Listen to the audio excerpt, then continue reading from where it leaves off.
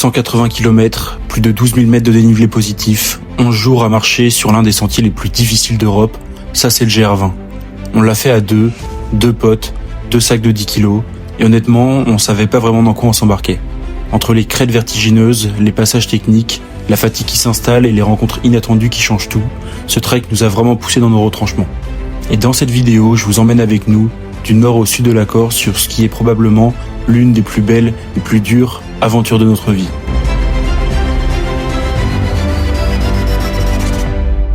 Départ pour le GR20. Du coup, nouvelle mission après avoir traversé la France à vélo. L'objectif, c'est avec mon petit Boukos qui est juste là, le roi du Muay Thai. On va attaquer le GR20. Donc là, on part du nord. Et là, premier jour, on va avoir 1450 mètres de dénivelé positif. Normalement, on a pour 6h30. Donc, allez, c'est le début. Ça commence. Bonjour. Bonjour. Allez, Bouk, c'est les premiers pas du GR20. On est ready. C'est le départ. Allez, avec les bâtons. Allez. Voilà. Bon bah, premier kilomètre, première pause. on prend un petit coup d'eau. Et non mais regardez la vue qu'on a derrière. Ah attends, ouais, si on voit. Mais c'est juste exceptionnel. Ça vient juste de commencer. Hein. Vraiment, on est sorti du village. On a monté une première côte, donc là on a fait 20 km. Et c'est déjà sublime. Donc. Ça y est, c'est le grand départ.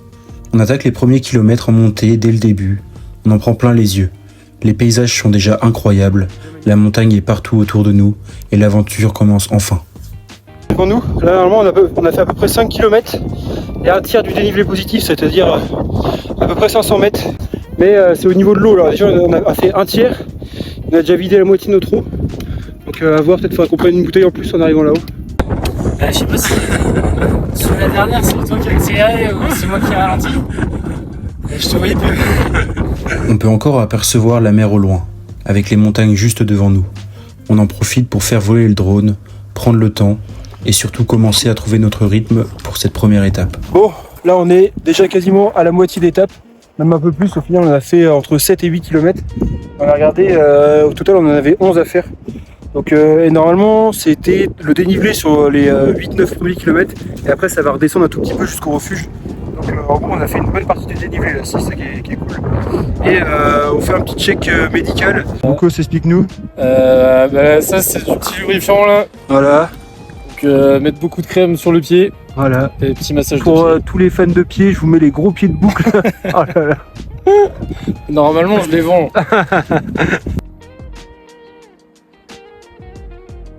Voilà, là on crapahute là-dedans. Et en vrai, le petit indicateur aussi, ce que je disais à Bouk tout à l'heure, c'est qu'il y a des gens qui empilent des pierres comme ça. Et en gros, c'est que ça peut pas être fait par hasard. Du coup, dès qu'on voit ça, c'est que c'est le bon chemin. Et là, on fait notre première grosse erreur sur le GR20. Sur tout le parcours, il y a des balises blanches et rouges et c'est le seul marquage officiel à suivre. Mais nous, sans trop nous en rendre compte, on commence à suivre ces pierres empilées. Et à partir de ce moment-là, on est déjà en train de se perdre, sans le savoir, sur notre toute première étape du GR20. Et voilà. Toujours avec cette vue. Magnifique. Direct. Carrément, là, on est... À ce moment-là, on a presque plus d'eau, on ne sait pas vraiment où on va, mais on continue d'avancer avec quelques infos qu'on arrive à avoir grâce à Strava. C'est rallongé ? Ouais. Bah là où on a hésité tout à l'heure, en gros il y avait un chemin à gauche qui allait direct et un chemin à droite. Et on est redescendu un peu. Pour remonter ? Et on va remonter là. Et du coup on a perdu un peu de temps.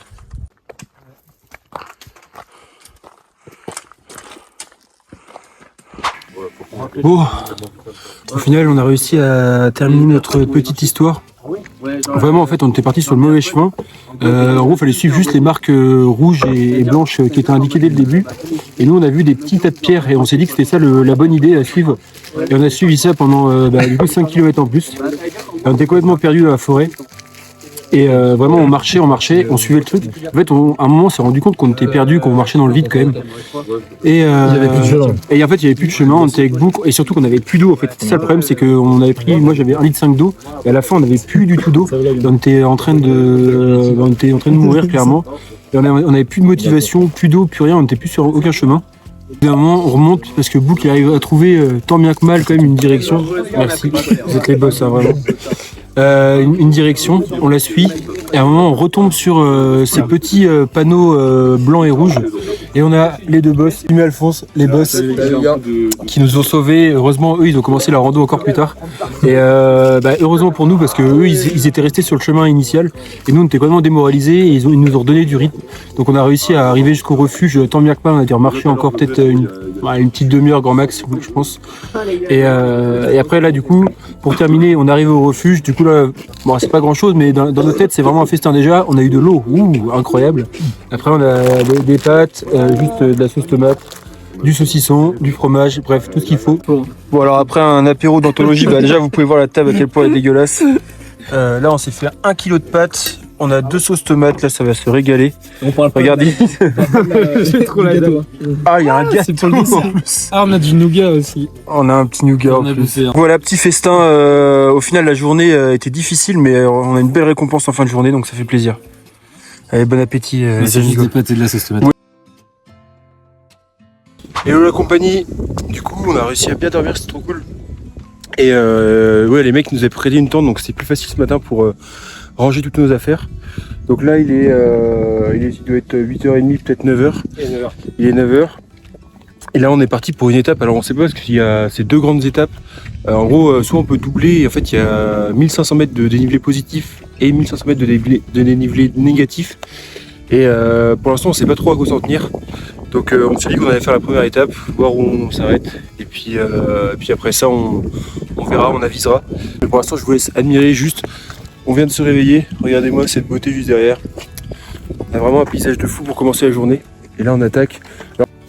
Jour 2, et pour bien commencer la journée, on attaque directement par une montée des enfers. Je sais pas si vous voyez le petit bonhomme qui est tout là, avec son chapeau rose. Là, le dénivelé, on va déjà bien avancer, mais regardez-moi toutes ces montagnes. Magnifique. Et le Boukos qui est enfin arrivé. Bon, ça y est, on a lâché, mais regardez-moi cette beauté. La montagne qu'on a derrière, c'est ça à 180 degrés, même encore la mer derrière qu'on a retrouvée. On a des petits Boukos qui commencent à avoir un petit peu mal aux pieds très légèrement. Mec, les chaussettes, ça fait 2 heures que je les ai portées, elles étaient neuves. Ouais. Une fois arrivé au sommet, on peut enfin souffler et profiter de ces montagnes majestueuses. On commence surtout à comprendre que le GR20 va être bien plus difficile que ce qu'on l'imaginait.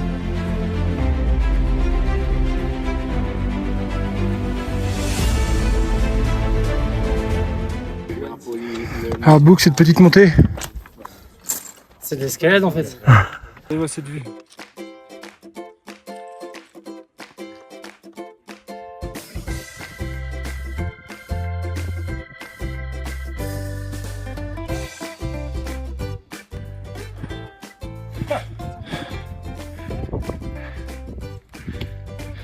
Fais gaffe, là c'est un peu dangereux. C'est de l'escalade. Envoie tes bâtons si tu veux, Pierre. Oh, t'inquiète. Bon. Ah, ça se fait quand même. Pas évident. C'est une bonne randonnée. Ensuite, on attaque la descente et on se rend vite compte d'un truc. Je suis plus à l'aise en montée alors que Baptiste est beaucoup plus fort en descente. De mon côté, une douleur au genou commence à apparaître. Cette descente très rocailleuse et très pentue devient vraiment compliquée. Là on fait que ça, bah regardez, c'est ça typiquement. Nous on doit suivre ces indications là. Et là mais derrière, ça descend d'une puissance. C'est énervé. Et après ça commence à faire mal un petit peu aux articulations. Je sais pas comment tu le sens toi. Je suis mort. Les genoux et puis les orteils. En fait tes orteils ils tapent contre le fond de ta Ah, les chaussure. orteils, surtout, ça brûle en dessous.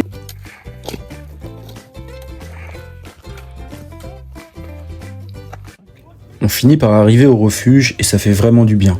On mange, on s'accorde une petite bière, on fait la rencontre de Lucas et Hugo qui font le GR20 au même rythme que nous, mais avec des sacs de 20 kilos. On joue au Sky-Geo, on sympathise, on se dit que ça serait cool de continuer l'aventure ensemble. La journée se termine avec un magnifique coucher de soleil sur les montagnes corses. On est reparti pour le jour 3. Et au final hier soir c'était cool, on avait une petite équipe. On avait du coup 2 gars qui faisaient plus ou moins dans la même... en même temps que nous, donc entre 12 et 14 jours. Il y a un groupe de 3 filles qui faisaient pareil. Donc là on va sûrement les retrouver au refuge ce soir. Donc là on attaque le 3e jour. Normalement on a que 6 km à faire. Donc on verra. Le petit ruisseau, là le petit pont sur lequel on va passer, et là c'est où j'ai failli mourir. Ici là. Juste là. On est complètement perdu au milieu des montagnes corses, le terrain devient de plus en plus rocailleux, la végétation disparaît peu à peu, et depuis la première étape, on n'a plus du tout internet, mais ça nous permet de nous reconnecter.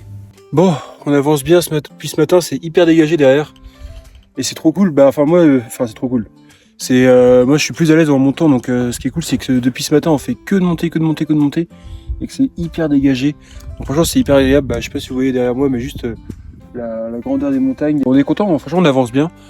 Bukos aussi ça suit, après lui c'est dans la descente qui va me mettre une mine. Mais non on est content, franchement c'est trop cool. Et regardez c'est la beauté des paysages juste derrière. C'est vrai, c'est vrai. Et regardez, tac. Ça y est, nous voilà enfin en haut de cette montagne et regardez cette vue panoramique extraordinaire. On a bien chié parce que la dernière ascension c'était que des gros cailloux et ça montait hyper raide, limite de l'escalade. En fait là les bâtons ils servaient quasiment plus à rien, il fallait grimper avec les mains. Mais regardez, ça vaut le coup, on arrive tout en haut des montagnes. C'est juste sublime.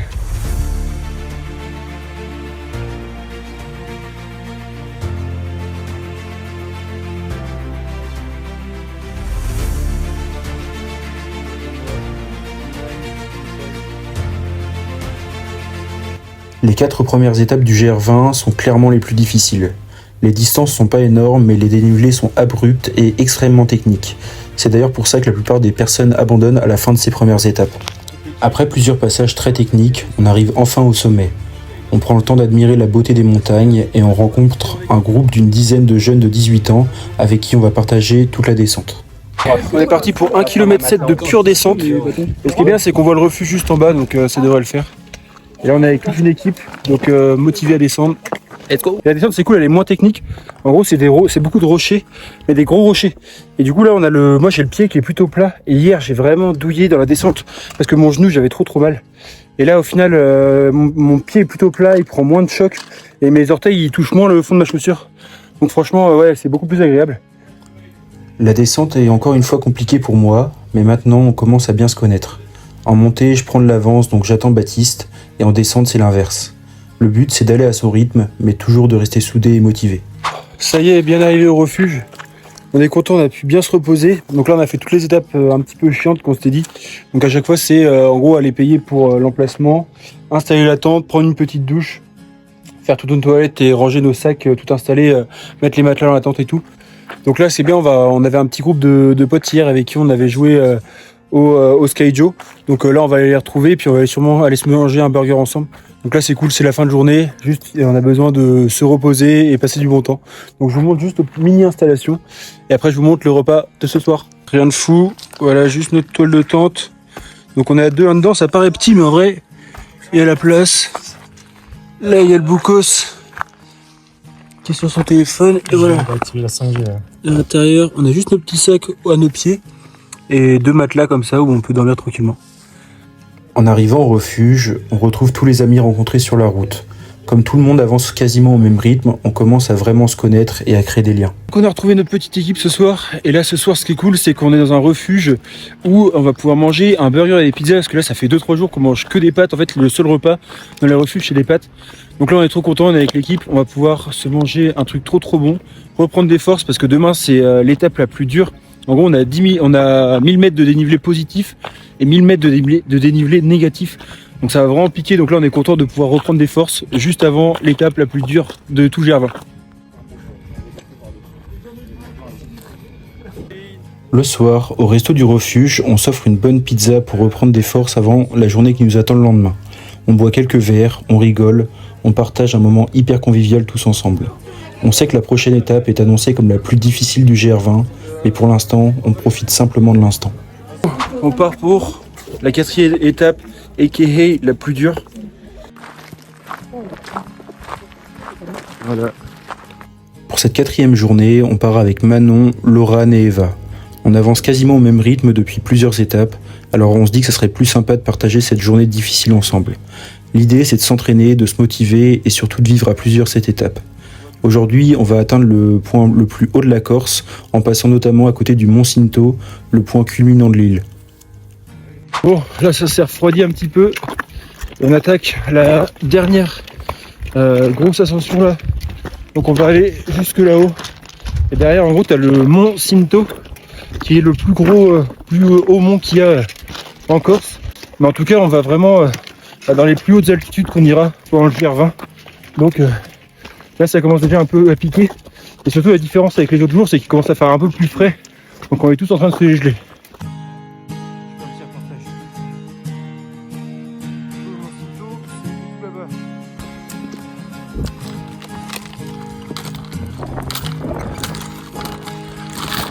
Bon, là on est passé sur la dernière portion.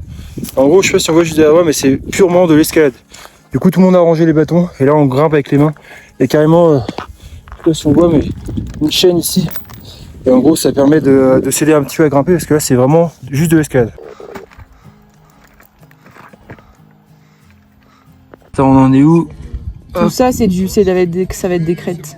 Ça, on en est où aujourd'hui là? Là, on est là. Ok, putain. Tout ça, ça va être des crêtes. Orange, c'est que ça monte, mais ça va.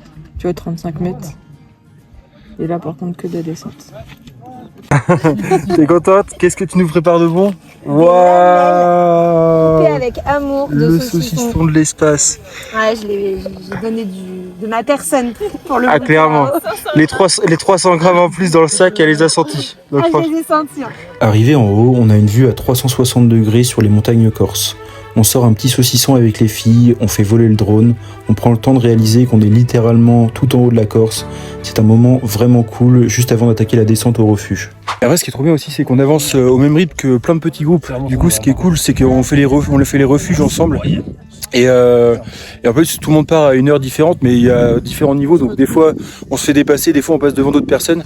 Et vu qu'on les voit au refuge, c'est cool parce que on a l'impression d'être un gros groupe. Et du coup, c'est trop cool de les voir dans la montée. On leur passe devant et ils nous passent devant.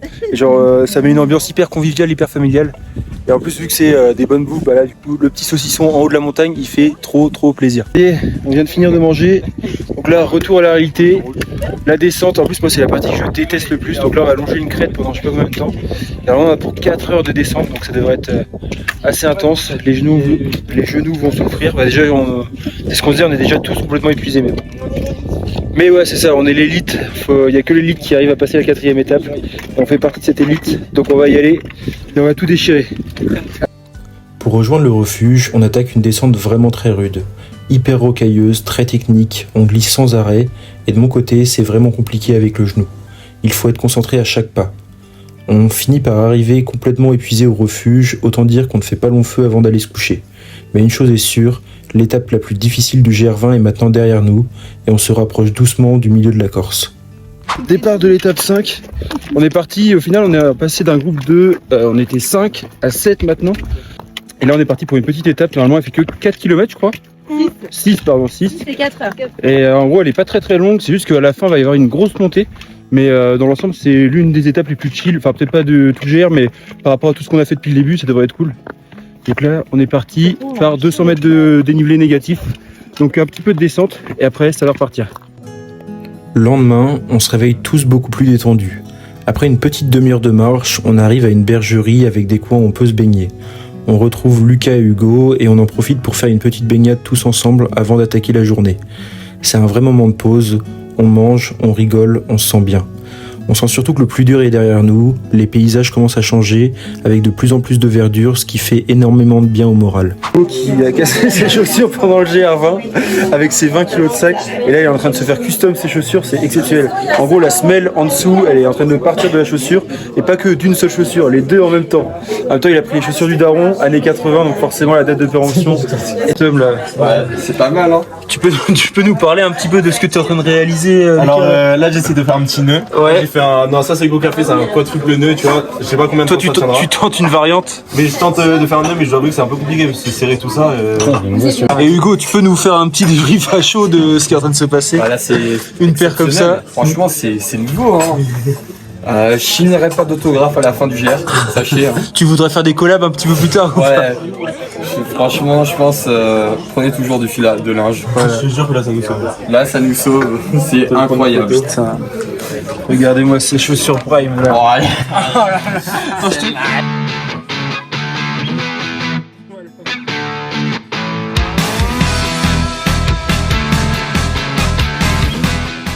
Et voilà, le refuge. Putain, il est bien chargé quand même, l'âne. La fessée lacée? Non, 2 secondes. Bon, toute l'équipe, on est prêt à repartir du coup. Hop. Cette étape était vraiment un plaisir. Le terrain est beaucoup plus plat, beaucoup plus roulant. Il y a juste une montée à la fin pour rejoindre le refuge. Mais dans l'ensemble, l'ambiance est super détendue. Tout le monde rigole, on marche ensemble, on sent clairement que le groupe est beaucoup plus serein.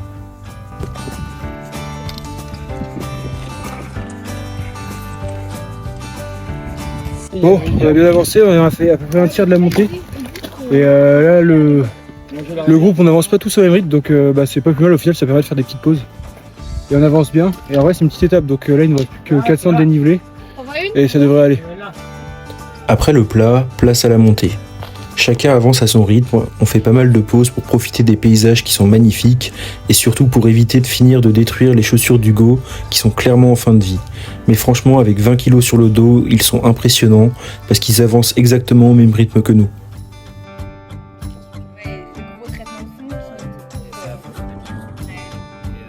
Hugo, fais-nous voir tes chaussures, la nouvelle version. Ça fonctionne encore. Ah, la version, c'est la 3e celle-là. Ah là, je suis palier 60 du pass de combat, je crois. C'est la V3. C'est la 3e version. Là, comme tous les jours, on se fait du coup une petite pause plan drone parce que la vue elle est vraiment exceptionnelle. Et du coup c'était trop cool, on a eu le temps de se manger un petit truc et là on est toute la petite équipe, tout le monde a son rythme et on arrive à bien avancer. Et au final là il nous reste plus qu'une heure de marche, non pas 1 heure mais 1 km, donc en vrai ça va aller assez vite.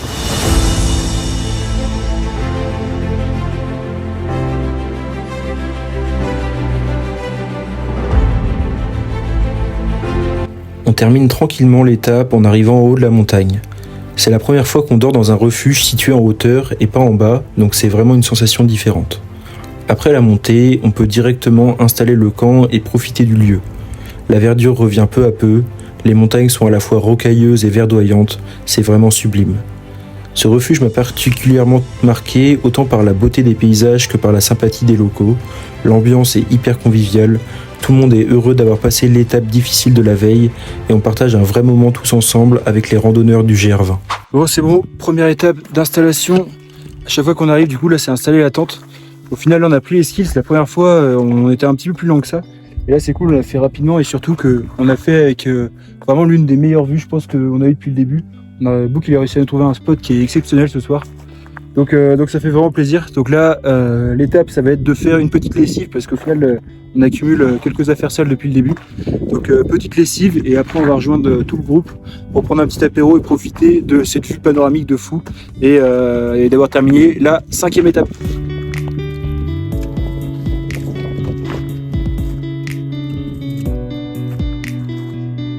Et notre refuge il est là-haut.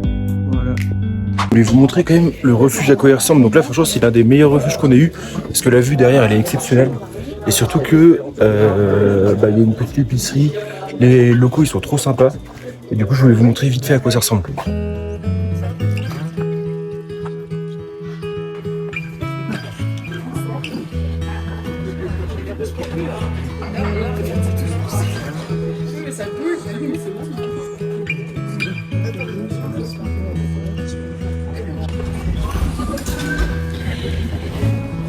Et à chaque fois, ouais, il y a quelques prises pour tout le monde pour charger comme ça, c'est pour ça que c'est un peu la galère ça. Épicerie, tac.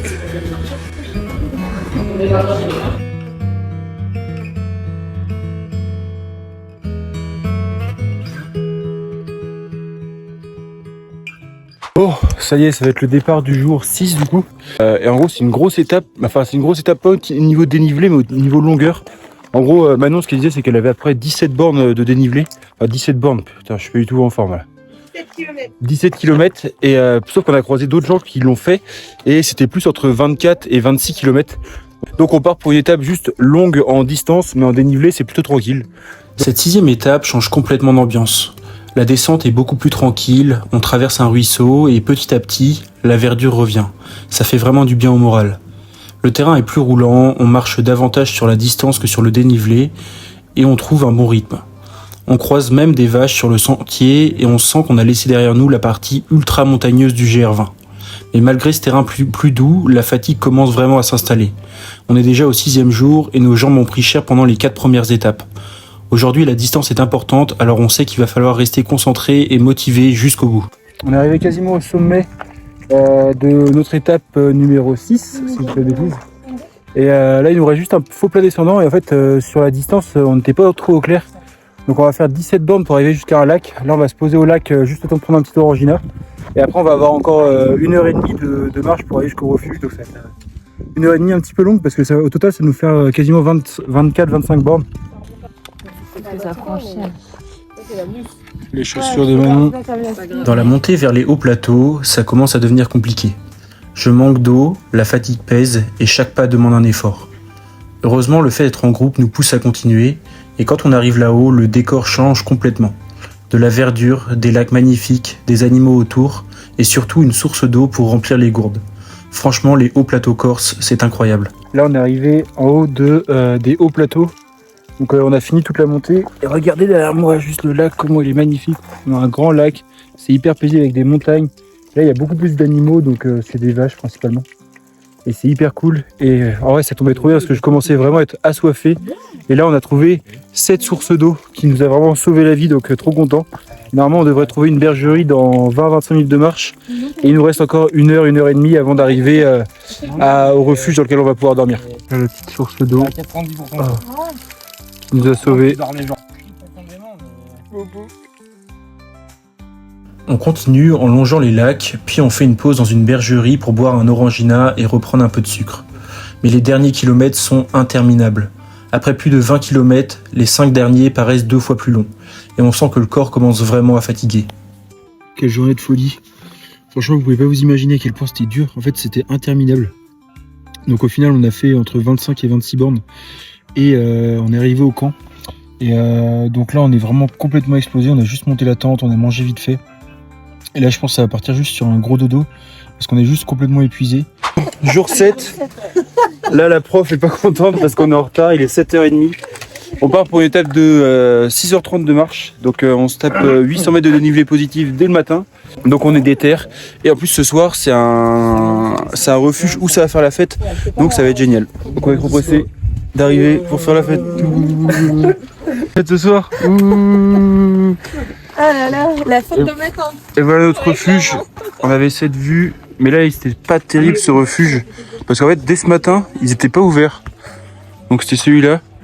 Et normalement, en fait, il y a toujours une épicerie d'ouverte. Et là, malheureusement, elle était ouverte qu'à 9h, donc c'était un peu chiant. Pour cette 7e étape, on attaque direct avec une grosse montée dès le matin. C'est clairement la plus grosse difficulté de la journée, mais on sait qu'au refuge ce soir, on a prévu de faire la fête. Alors, ça motive à avancer. Bon, on vient de se taper une montée qui était quand même costaud, mais au final on commence à s'habituer. Donc là on avait 800 de D+, et c'était clairement la plus grosse épreuve de la journée. Donc là dans l'idée on va redescendre gentiment, après ça va être quasiment que du plat, après remonter un tout petit peu, et on arrivera au refuge. Et là je vous montre juste en haut de la montagne, c'est tout un petit cirque, c'est magnifique. Et Book nous fait des plans drone qui vont être sublimes, et je vous envoie ça maintenant. En haut, on découvre un lac posé en plein milieu des montagnes. La vue est sublime et surtout on est tous ensemble. C'est ça qu'on retient du GR20. Les rencontres, les moments partagés, même dans la difficulté. Du coup là ça va être trop cool, on va longer toute la crête avec les 2 lacs qui sont juste derrière, donc c'est trop beau. Et ouais c'est agréable parce que là on a bien monté, donc l'épreuve la plus dure de la journée est faite. Donc on va pouvoir marcher tranquillement et profiter de cette vue magnifique en marchant sur la crête. Après cette pause, on attaque une descente assez technique. On est avec le groupe de jeunes de 18 ans, super motivés et ça met une bonne ambiance. La descente est engagée, il y a du monde donc faut vraiment prendre son temps pour éviter les blessures. On avance prudemment, chacun aide l'autre, on sent que le groupe commence vraiment à se souder. Bon, fin de la 7e étape, et il faut que je vous montre quand même les petits bobos qu'on a à chaque fois. Donc là on a Hugo qui est juste là, qui va nous faire le témoin pour vous montrer ce qui se passe un petit peu sur le terrain, sur le GR20. Déjà on a ça. Alors, est-ce que tu peux nous montrer, voilà, nous présenter les petites blessures? Voilà ça, une petite ampoule et puis après j'ai un 6e orteil qui est apparu. Ah, attends, parce que là, oui, on voit bien, voilà, les petits problèmes qu'on a sur le GR20. Et heureusement, on a Lucas qui est là. On a un médecin. On a un médecin qui est là. Je peux expliquer l'opération en détail. On va percer ça en espérant ne pas enlever le doigt de pied. C'est très Exactement. délicat, ça va prendre dans l'heure, mais on verra bien. C'est bon là, ça. Oh, attends, Théma, c'est solide. C'est solide, premier degré. Ah, c'est une femme. Je te jure. Mec, tu veux une bière? Je l'ai bien fermenté, celle-ci. Voilà, le camp des gars. T'as pas vu mon... Là, c'est notre camp. Ton 6ème, Marseille. Je vous ai même pas montré l'intérieur. Et du coup, on a les 2 matelas qui sont comme ça. Hop. Vous êtes serré de fou, ou non? Un peu, ouais. Et là, on a les affaires à sécher. Comme prévu, le soir au refuge, on fait de ça. Jeu de cartes, bière, un peu de vin. Hugo enchaîne les victoires et peut-être aussi les verres. Disons qu'il a un peu trop donné pour l'équipe ce soir-là. Bon, 8e jour, c'est parti. Première fois qu'on double une étape. Donc là, on est parti pour 9 heures de marche. Et là, on commence en gagnant une petite heure en passant par les crêtes. Là, on va arriver à Visavone. Donc Visavone, c'est vraiment le milieu de la Corse. Donc ça, vraiment, là, on aura fini toute la partie nord. Et après, on attaquera la partie sud, qui est vraiment la partie beaucoup plus simple. Pas beaucoup plus simple. Vraiment, elle est un petit peu moins technique que celle du nord. Donc on espère que tout va bien se passer. Mais déjà, faut la finir. Donc on est parti pour la 8e étape. Pour commencer cette 8e étape, on prend un raccourci par les crêtes. Pendant plusieurs heures, on marche en hauteur avec une vue imprenable sur les montagnes corses. C'est magnifique, même avec une légère gueule de bois qui ne facilite pas la matinée. Bon, ça y est, nous voilà au sommet. Et regardez, cette vue panoramique à 360 degrés. Incroyable, on est en haut de toutes les montagnes. Honnêtement, ces crêtes font partie des plus beaux paysages qu'on ait vus. Une vue à 360 degrés, le soleil qui tape, les montagnes à perte de vue. C'est beaucoup plus agréable de marcher là-haut que dans les blocs rocheux du début. Malgré quelques passages techniques au départ, je n'ai aucun regret d'avoir pris ce chemin. C'est clairement l'un des plus beaux paysages que j'ai eu la chance de voir en France. Et à ce moment-là, on ne pense plus vraiment à la fatigue. On est juste là, au bon endroit, au bon moment.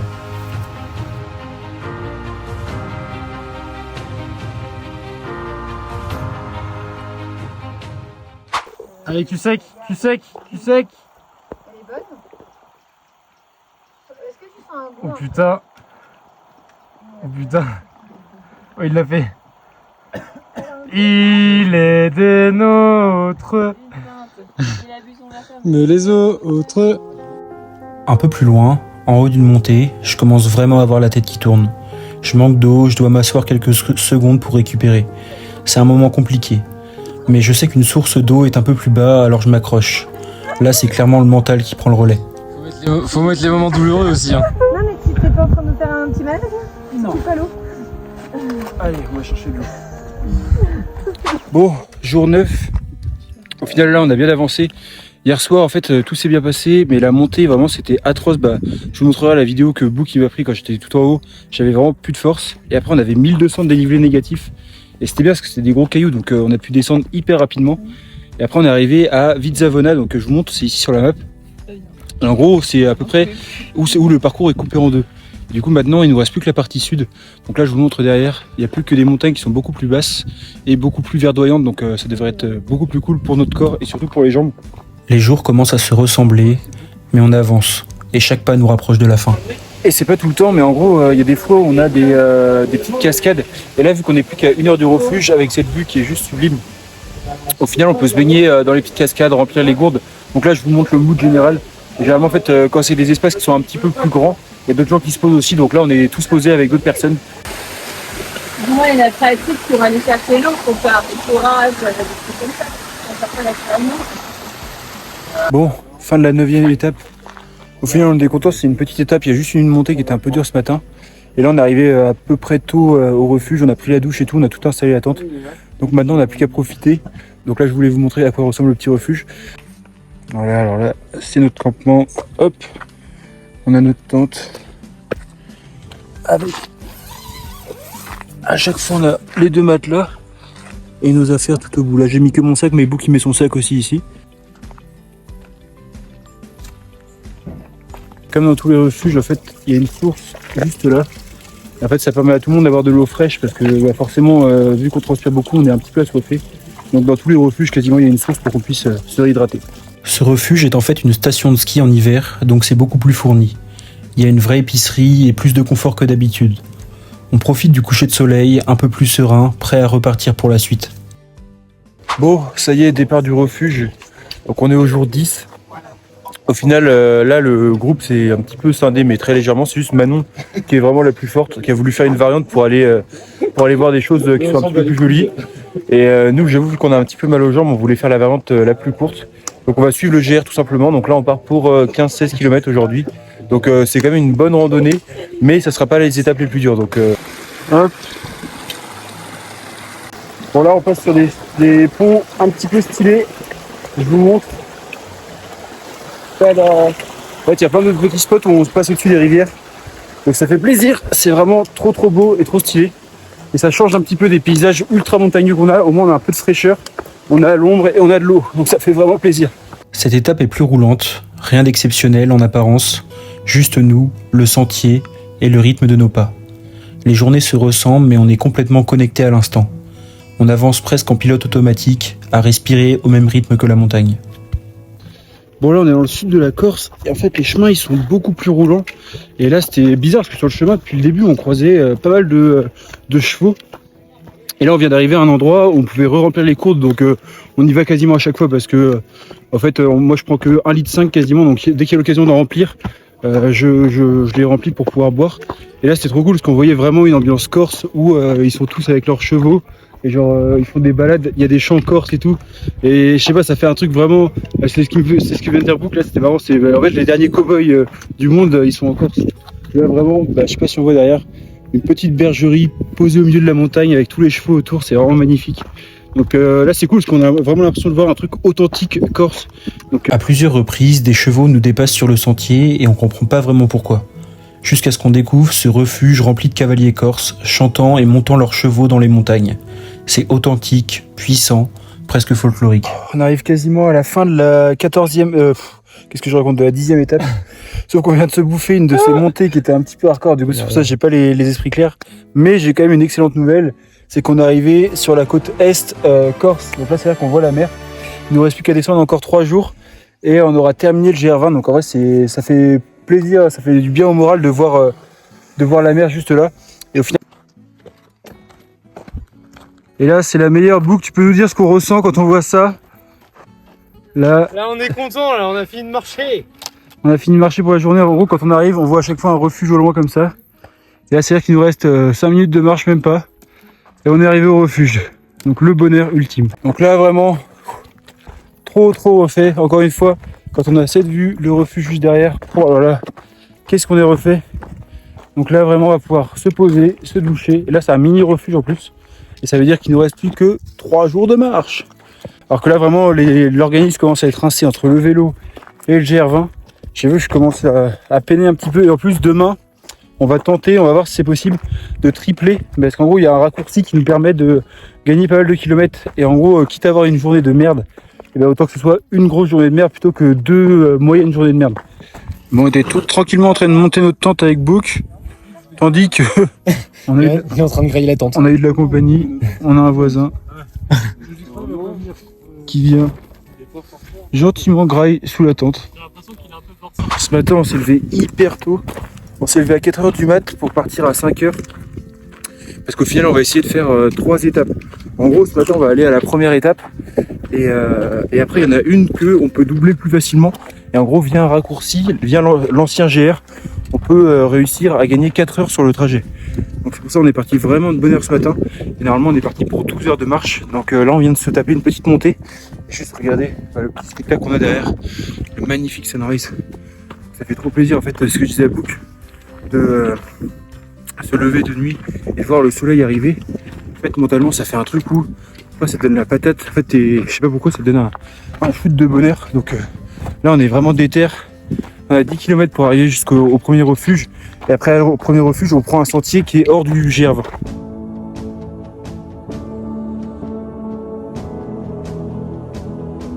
Pour cette 10e étape, on décide de tripler.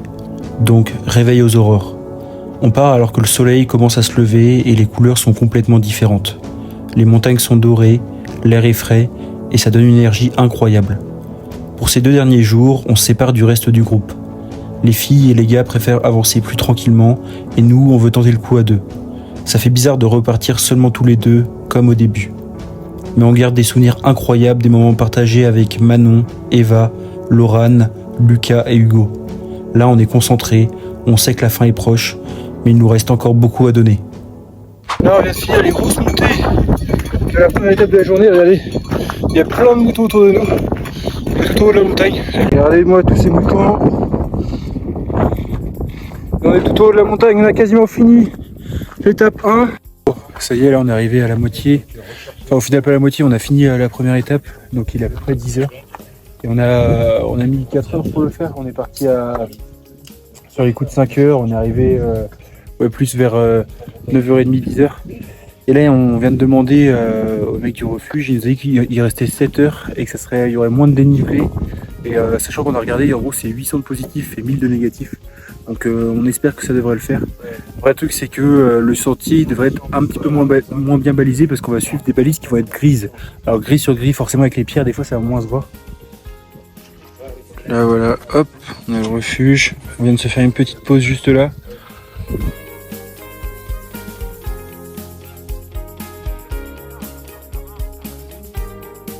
Bon, j'avance trop bien, je suis content.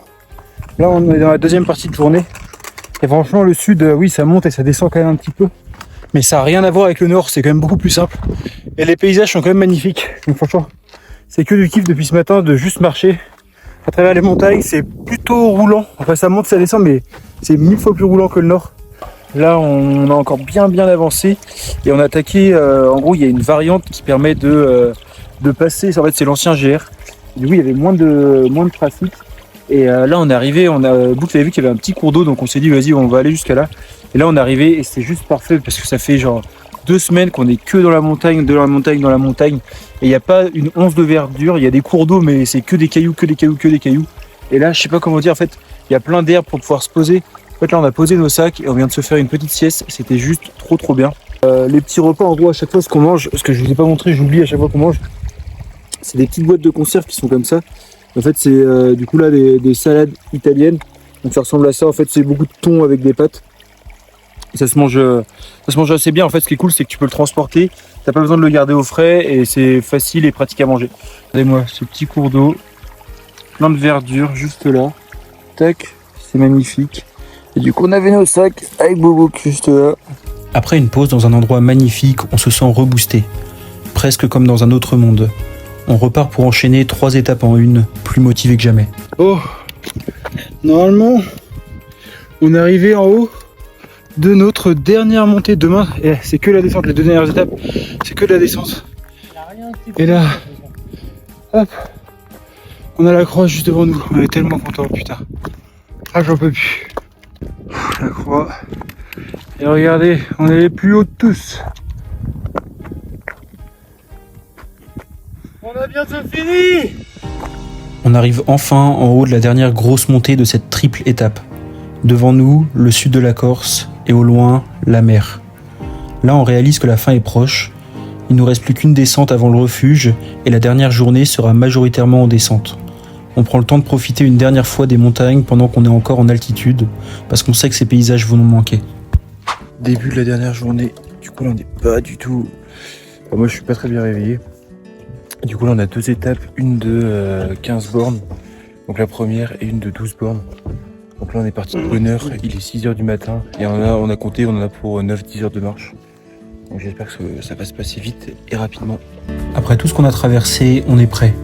Cette dernière étape est la plus roulante de tout le GR20.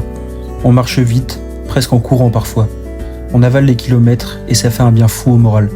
On avance trop bien depuis ce matin, on est trop content. Et là on est arrivé à un spot qui est hyper connu dans le sud de la Corse, c'est les aiguilles de Bavella. Je sais pas si on arrive à voir juste derrière. Et franchement ouais, on trace bien depuis ce matin, donc là normalement on a déjà fait à peu près 7-8 km à peu près on va dire, donc quasiment la moitié de la première étape. Donc et c'est un chemin qui est hyper roulant, en vrai on n'avait jamais eu un chemin comme ça depuis le début. En fait c'est simple, c'est un chemin qui est... c'est simple, ton pied il peut rester plat, donc déjà c'est exceptionnel, on n'avait pas l'habitude.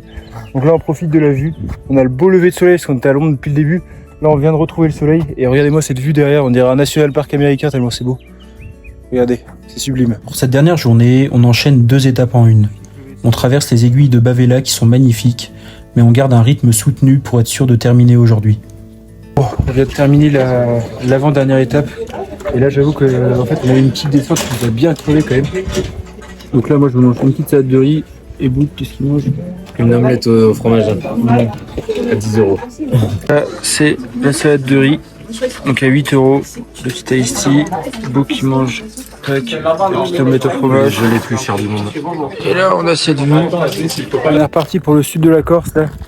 La dernière étape. On est complètement épuisé, mais on va tout donner pour la dernière. Et regardez ce que la vie nous offre, des magnifiques paysages juste derrière, pour terminer ce magnifique GR en beauté. C'est la dernière ligne droite et on sait qu'au bout, on aura terminé le GR20. Quand on est parti, on voulait juste marcher. Et au final, on a vécu bien plus que ça.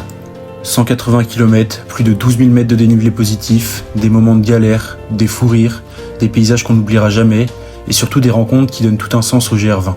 Ce trek nous a fatigués, il nous a challengés, il nous a aussi rappelé à quel point l'aventure peut être simple.